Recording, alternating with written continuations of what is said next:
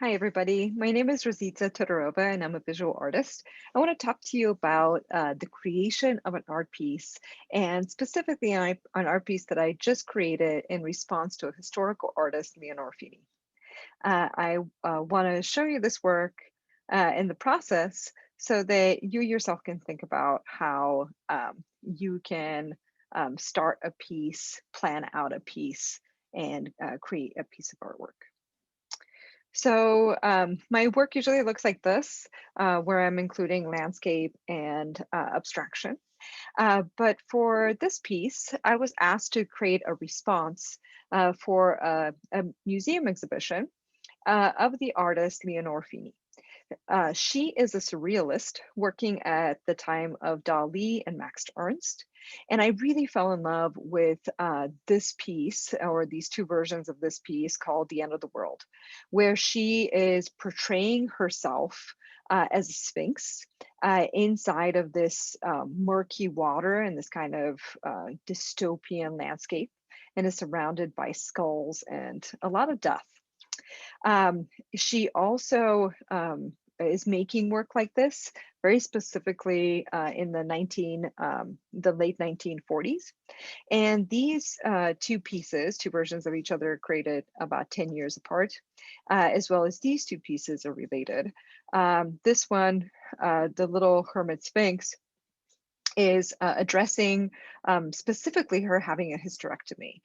So when she turned 40, she did a hysterectomy, which is when you remove your uterus. And so these pieces are directly dealing with her infertility. And in these two, you can see a couple of signs about that. In this one, this is a broken egg that this broken branch is coming out of. And then there's a broken egg on the bottom here. This is actually supposed to be an organ hanging from the top.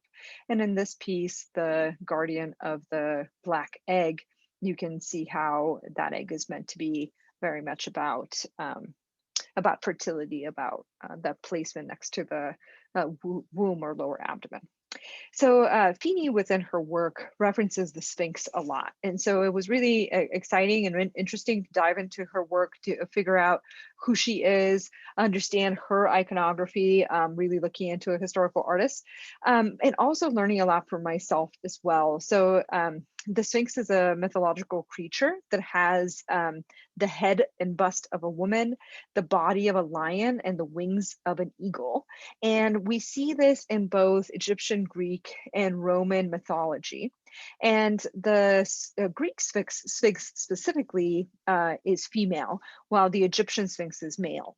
And Leonor Fini is creating and depicting herself as a female sphinx most of the time. The Sphinx is really interesting because she asks riddles. And if you don't answer her riddle correctly, she devours you. So she's a very powerful creature within this mythology, and specifically within the Oedipus story. And in the Oedipus story, she asks him a riddle, which is, what goes on four legs at dawn, two legs at noon, and three legs in the evening? And he answers correctly, which is man, who crawls on all fours as a babe, walks on 2 feet as an adult, and uses a walking stick in old age. And this Oedipus is the first person to answer the Sphinx's riddle correctly, and she actually commits suicide after he answers correctly, like throwing herself off of a cliff. But the Sphinx has another riddle. The second riddle is actually older and is seen as some older mythology. And that one goes, there are two sisters. One gives birth to the other, and she in turn gives birth to the first. Who are the two sisters? And the answer is day and night.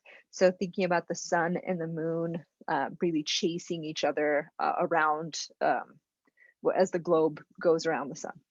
And both of these words are feminine in Greek, and so really was interested in this relationship between the two sisters, and thinking about how the Sphinx itself again relates to my personal experience, as well as how it fits within Fini's artwork. And so again, I was asked to create an art piece in response to her work. I looked at her work, I dived into her research. I also gathered images that I wanted to be inspired by, thought were relevant. Like as you can see, these are shots from Instagram, just really gathering uh, images that I wanted to include or think about as I was creating my piece. And then I dived into the art creative process for myself using thumbnails. And because of that riddle, the riddle about the sun and the moon, I was really thinking about ideas of symmetry, this sun and the moon chasing each other. So I wanted there to be kind of a separation within the canvas, and you can see me going through some of the thumbnails and kind of ending up on this idea that there's going to be like this feeling of a sun and a moon, or two parts. And I further was thinking about, okay, how can I separate my canvas vertically and horizontally? How can I create these areas of focus? And there can there be this like movement that is almost in the shape of an S. I also wanted to reference the original images of that end of the world piece, where we see the Sphinx coming out of the water. And so I knew that I was going to do a self-portrait, which Fini's pieces are self-portraits, and I would be including a skull within this piece. So those are the things that I knew while creating the thumbnails.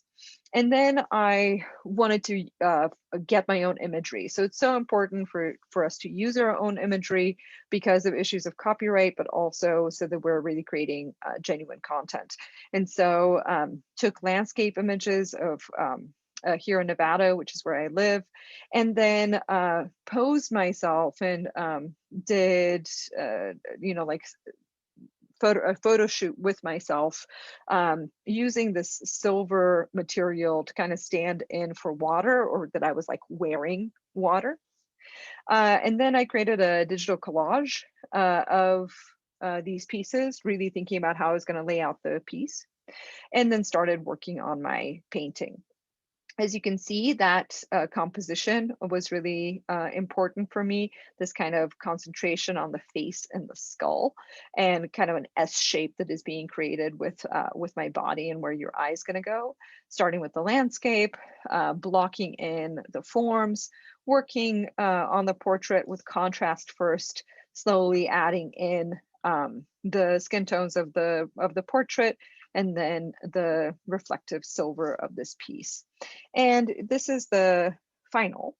And part of the reason why I chose to use myself, to use the skull, and to use this egg is because, similarly to what Fini was addressing, I myself am dealing with issues of infertility. So I recently had a miscarriage in September, and am created this piece really thinking about how her and I had a lot of things in common, and thinking about how female infertility is something that we don't often talk about.